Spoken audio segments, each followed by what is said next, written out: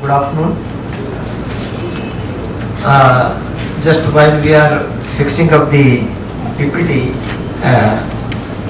let me just, we will be discussing various issues, incorporation, drafting of trustees, taxation, audit, income tax, FCRA. So as we will be discussing a lot of issues, maybe it is better that we should have some shared understanding. It should not be a kind of a monologue where two speakers are speaking. So maybe we should try to touch upon only those areas where you are interested. So 2-3 things. One, the medium should be English, Hindi. English is comfortable to everybody. Yes. हाँ? बीच में थोड़ा हिंदी होने से चलेगा ना, नहीं चलेगा? तो एक, during the presentation we will be assuming that you know the basics. So, and whenever I am discussing on a particular issue, you may interrupt me on that issue itself, or if you want me to go into depth on that particular issue or something which I have not touched upon, so accordingly we can leverage it. But let us not engage in bilateral discussion. अगर आपको लगता है मैं गलत बोल दिया तो 2 घंटा छोड़ दीजिए. 15 minutes लास्ट में we will at a preliminary we will take it up. Otherwise we will lose a lot of time. So in plenary we will sort out our differences if any. So अभी PowerPoint तो आ नहीं रहा है, तो let me just begin with some primary issues.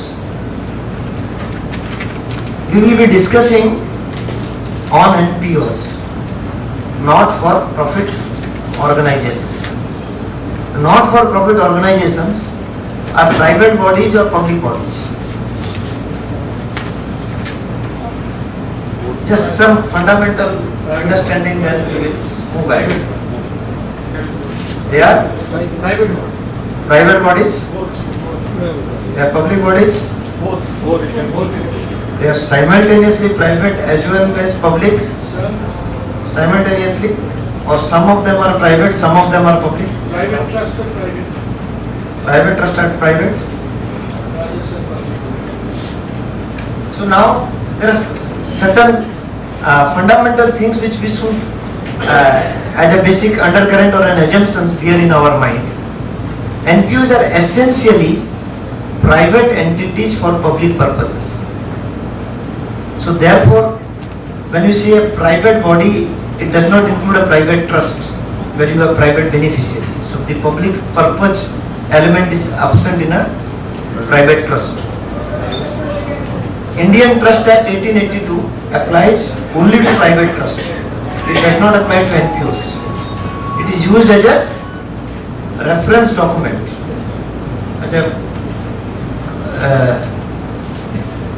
Due to various cases when it was decided that in the absence of any ruling statute, it may be used as a document for administrative and management purposes, but that is, there is no ruling statute to register a trust.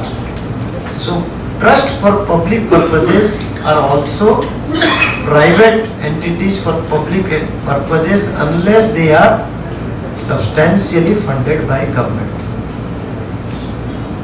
Therefore, RTI does not apply to NPOs. So nobody can go and tell Greenpeace that what are your funding and the application.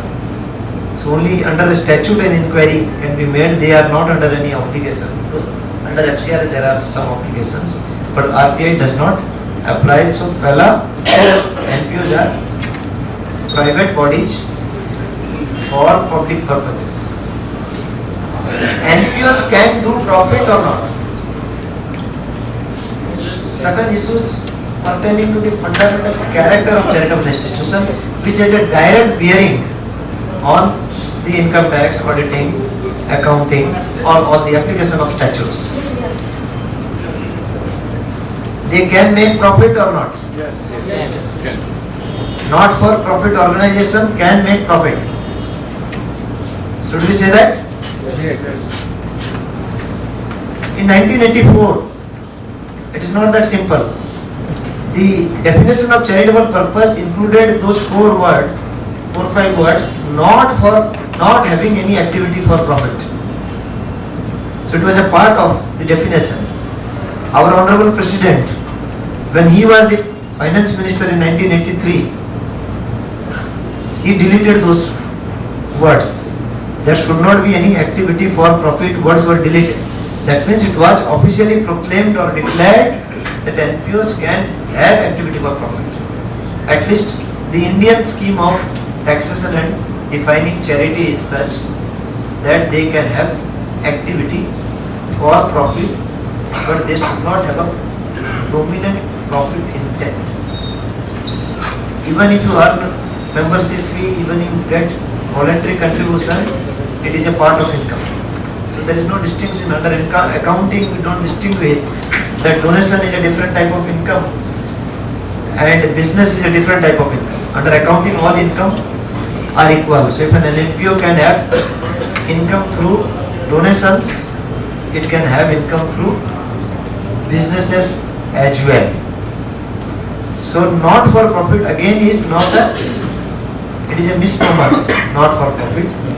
There is no reason why NPOs cannot have profit unless their charitable character is compromised, which we will see what the judicial precedence is in this regard.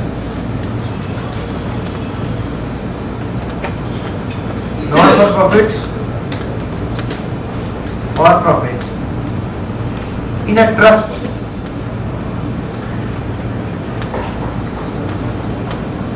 in a society, in terms of governance, what is the fundamental difference? Can you just tell me one fundamental difference? Company, trust, society.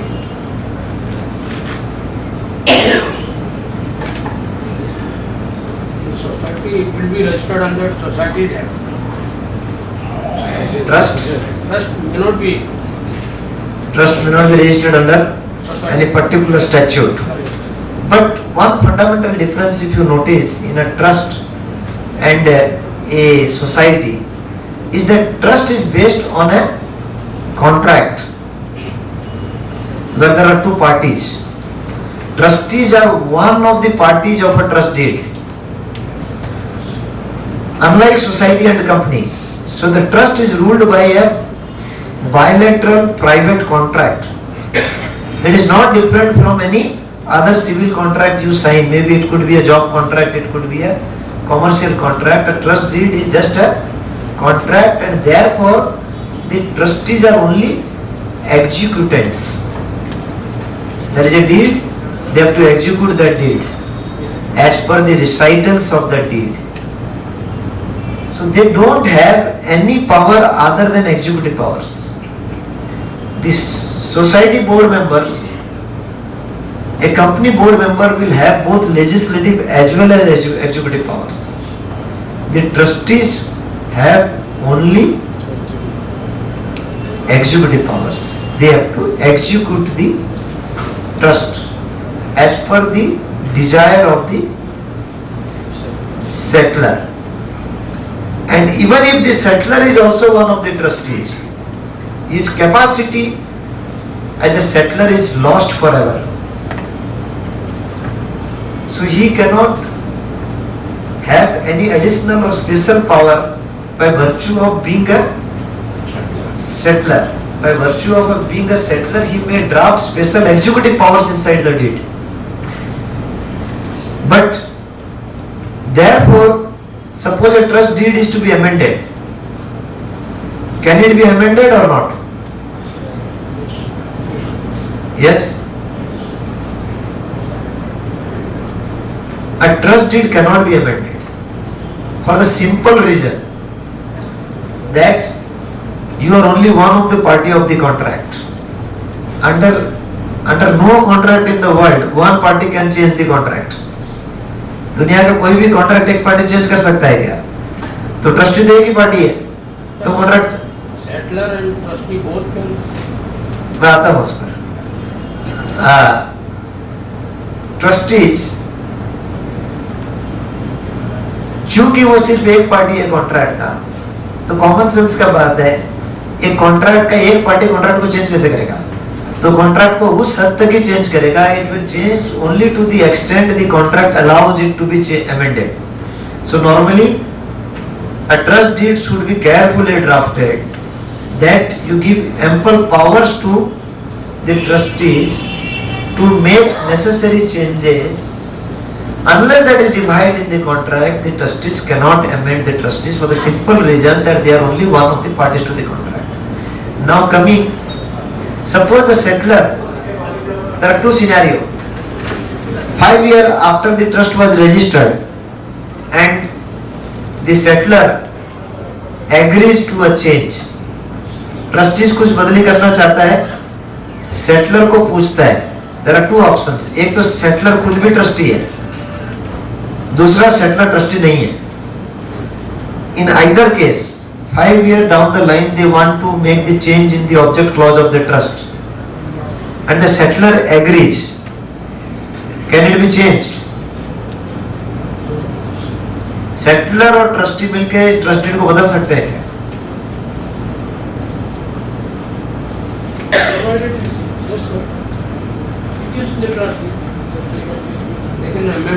मान लीजिए trust deed के अंदर में लिखा हुआ है, तो हाँ, तो अब दो तीन बातें आती हैं. One, the settler for all practical purposes become a stranger to the trust.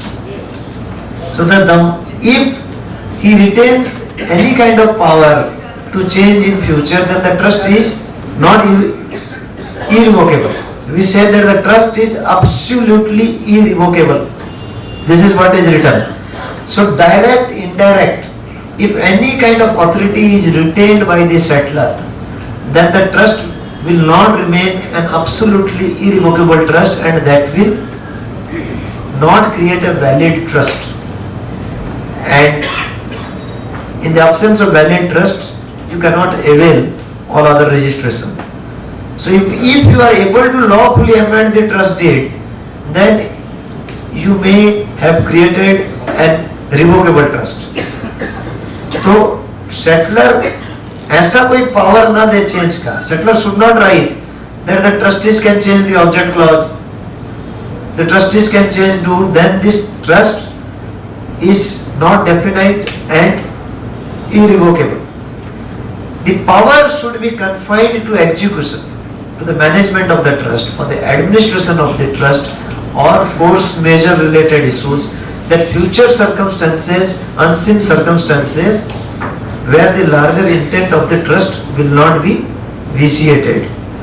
अगर आप बोलेंगे ट्रस्टी मन मर्जी ऑब्जेक्ट क्लॉज चेंज कर सकता है, मन ट्रस्टी मेड इज डिफाइंड, तो tomorrow it is for public purposes, tomorrow the trustees may decide that it will work for private purposes, then the trust is not a valid trust. So therefore, even if the settler provides power, trust is a very closed structure and there is very little leg room for changes, and therefore one should be very careful, one per se, about the trust, how to draft the trust deed. Secondly, from the point of view of FCRA and income tax, because you have to take those subsequent registration, that what are the kind of requirement those authorities have. So those you have to bear in mind. So I am not giving citations because, but Supreme Court in various cases, particularly Kamla Town, they have discussed. Supreme Court went to the extent of saying that Supreme Court went to the extent of saying that even a civil court does not have power to amend a trust deed. Forget about the trust deed. एक civil court का भी trust deed को amend करने का power नहीं है. This is an standing ruling of Supreme Court. So when, how you can change a trust? Suppose the trust objects are frustrated or they due to change in circumstances. One example I keep on giving, that there was a trust in Delhi which was created for the benefit of domestic animals. Trust deed में लिखा हुआ था कौवा, कुत्ता, बिल्ली, गाय, कबूतर, इनको खाना खिलाया जाएगा. Trust to feed only domestic animals and a building in Connaught Place was given to the trust. अब 1950-60 में बिल्डिंग का रेंट 500 रुपया, उतना कुत्ता बिल्ली अरेंज हो जाता था, किंतु इन 90s उस बिल्डिंग का रेंट आता है 3 करोड़ रुपया. Because 300-400 रुपया square feet per month is the rent in places like Connaught Place, Nariman Point. There are some places in the country. So the trustees faced a problem that how to find so much of domestic animals. इतने कबूतर, गाय, कौवा लाए कहाँ से? And they cannot use it for distressed people. गरीबों के लिए काम नहीं कर सकते, वो ट्रस्टी मना करता है. Then they applied to a civil court that we may be allowed to amend the trust deed under the principles of Cypress, CYPRES, that had the settler been aware of these circumstances at the time of signing of the trust, not after the signing of the trust. At the time of signing of the trust, अगर settler को ये circumstances का अंदाजा होता तो वो agree करता. तो under doctrine of cy pres a civil court may allow you to amend constitutional clauses. So normally don't keep provisions regarding amendment of constitutional clauses, amendment of management clauses and a trust deed in light.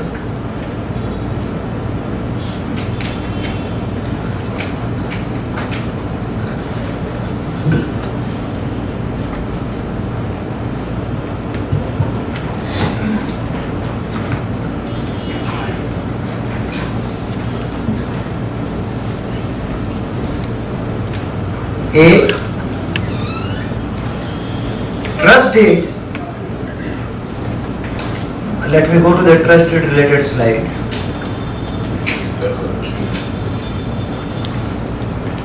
A trust deed, एक अगर आपको amendment की जरूरत पड़े, so there are 2 statutes. One in India, trusts are not registered under the Indian Trust Act 1882. It is a reference document.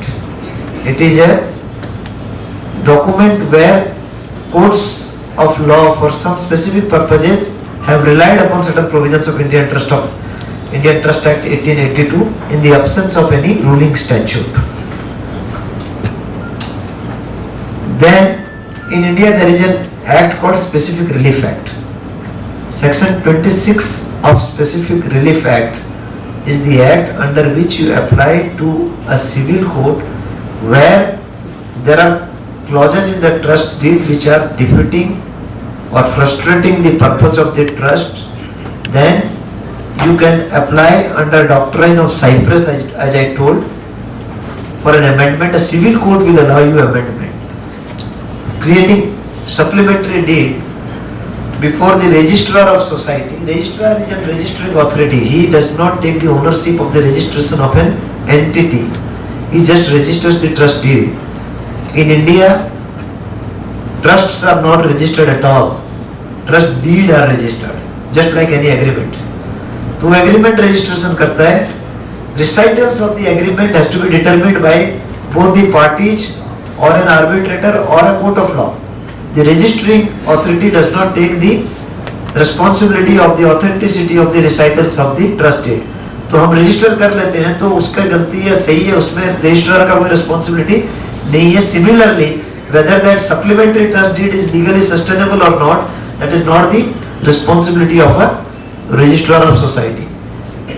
Then I think Indian Trust Act, Section 34 of Indian Trust Act, there you can refer to the court of law for management related issue. So trust में अगर trust deed silent है और trustees के powers को लेकर कोई issue है, management को लेकर कोई इशू है, मिनट को लेकर कोई इशू है, मीटिंग्स को लेकर कोई इशू है, then it is advisable that you don't need a supplementary trust deed. Trustees are empowered to do it through a resolution of the minutes. The trustees may resolve and approve a SOP, standard operating procedures, or a governance manual under which they can work out how they will manage. So management related issues generally, unless prohibited in the trust deed, are within the prerogative of the trustees. Legislative and constitutional issues are not at all within the prerogative of the issues of the trustees. So when you draft a trust deed, if you have any specific question, we have just cited few of the issues, particularly from the income tax angle. You register a trust. First, you should be careful about the charitable purpose, religious purpose. Because income tax act there is a lot of confusion. So if you want to create a religious organization, so let it be very clear. It is not that a religious organization cannot do charitable activity and charitable organization cannot do religious activity, but under income tax act for assessment purposes you are either a religious organization or a charitable organization. You may have a component of other activity. So those controversy will touch upon if time permits. So that clarity should be there first. I keep on seeing trusts where temples they are registered as charitable trust. There are charitable trusts which have very dominant religious activities clauses. So that is the important thing. When you are doing a trust will have any NGO. Income tax act creates confusion and controversies pertaining to profit making activity, business activity. So you should ensure that you have proper clauses which empowers you to do these activities in a lawful manner. Out of fear, people start writing that we will not do any business activity, we will not get into any, so that it will be easier to get 12 registration. But the law empowers you to have incidental businesses. The law empowers you to have profit making activity which are for the advancement of your objectives. So accordingly you should draft your clauses that the trust will engage in such incidental business activities as may be permissible under the income tax law or such other applicable statutes.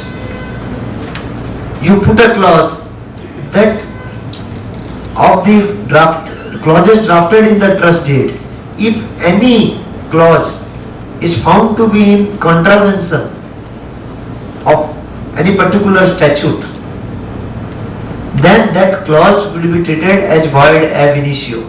So certain kind of protective clauses should enabling as well as protective clauses should be there in any general trust deed. Irrevocability, you should put a clause of irrevocability, that it is absolutely irrevocable. You should have put a clause regarding dissolution. In dissolution we say that it should go to a like-minded organization. So you may add one more line, it should go to like-minded organization subject to approval of such authorities as may be applicable. Because the income tax department will insist that subject to the approval of commissioner, though income tax the commissioner is not entitled to approve a trust deed. But this is a common problem throughout the country. The CIT at that time they look into this dissolution. So maybe you can add one line in the standard trust deeds. That line is not there. Subject to, because under FCRA also there are some issues. In case of dissolution, those assets, the FCRA department can also give a direction that how those assets will be managed. So if you write that with approval of Commissioner of Income Tax, then tomorrow if you come under FCRA, then there will be a limiting clause in your trust deed. So in dissolution clause you may just add that line. We keep a clause that remuneration to trustee is payable. That has been established through various cases. Section 50 of the Indian Trust Act says that remuneration to the trustees cannot be paid. But as I told you some time ago, Indian Trust Act is not applicable to private trust for public purposes. NPOs को लागू नहीं होता है. और it has been judicially determined. Income Tax Act खुद कहता है. Income Tax Act itself says that reasonable remuneration can be paid to interested persons.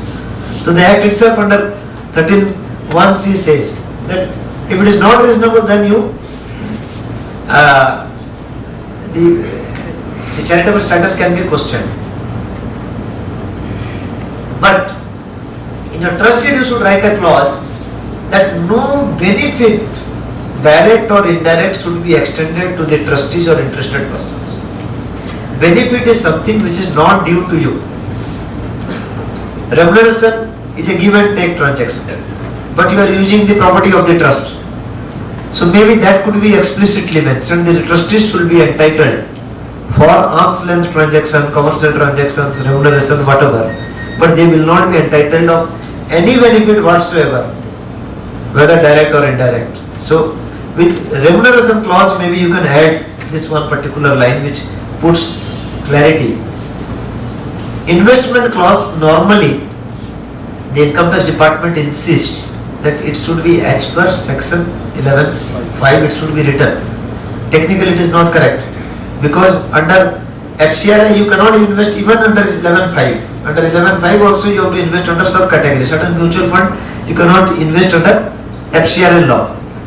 But for investment, either section 11(5) or such applicable statute.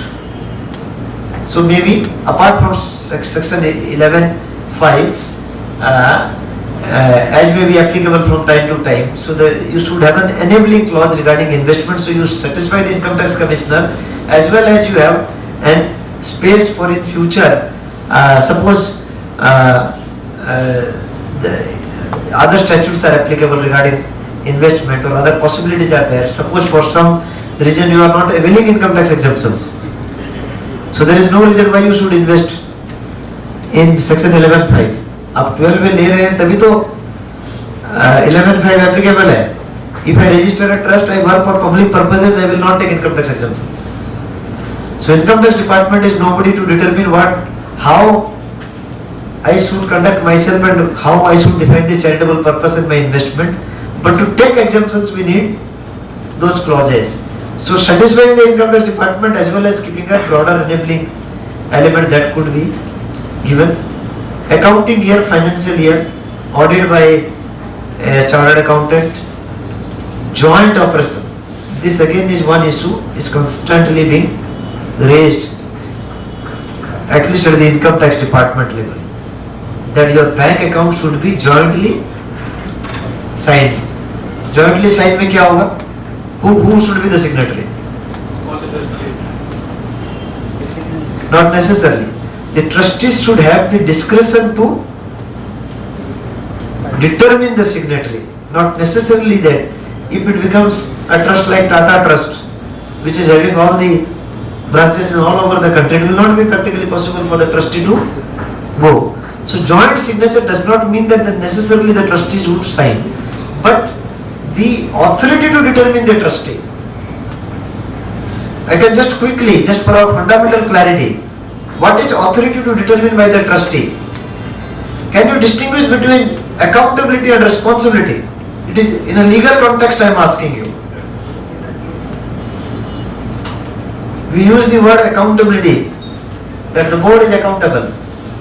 Can anybody just distinguish accountability और responsibility में क्या फर्क है?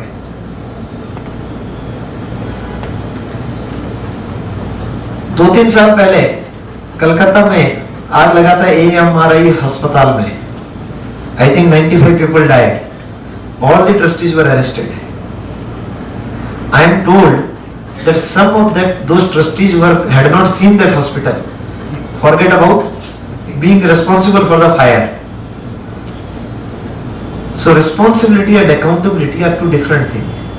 जैसे एक बच्चा गेंद खेलता है, if a child is playing, child breaks the window of the neighbor window glass of the neighbor, child is responsible for breaking the glass, but parents are accountable. So accountability is something which cannot be delegated. So trustees, whether they do it more trustee, whether they do themselves or do it through others, there is not a little change in accountability.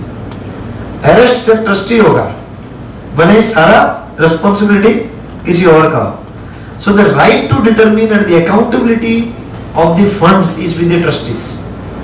They may determine as authorized signatories, they may determine the staff. That should be joint. Because many trusts after they become big, they find this problem that only managing trustee and another trustee can sign, nobody else can sign. They want to open an account in Bangalore, they want to open an account in Delhi, so that becomes a big problem and it is very difficult to change the trustee. You should keep a clause relating to incidental businesses.